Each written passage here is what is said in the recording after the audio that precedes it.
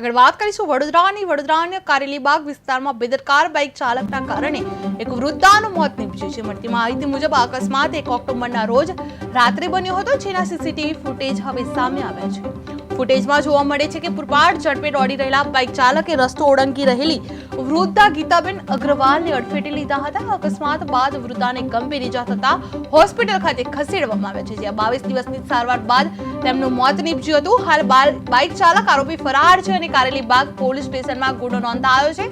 Police આરોપીની શોધખોળ શરૂ કરી રહી છે અને સીસીટીવીના આધારે આગળની તપાસ હાથ ધરવામાં આવી છે। વડોદરાના કારેલીબાગમાં બાઇક ચાલકે વૃદ્ધાને ઉડાડી દેવામાં આવી હતી। સીસીટીવીના અકસ્માતનો ક્ષણ કે સીસીટીવી કેમેરામાં કેદ થયો છે। 22 દિવસ બાદ વૃદ્ધા ગીતાબેન અગ્રવાલનું મોત નીપજ્યું છે।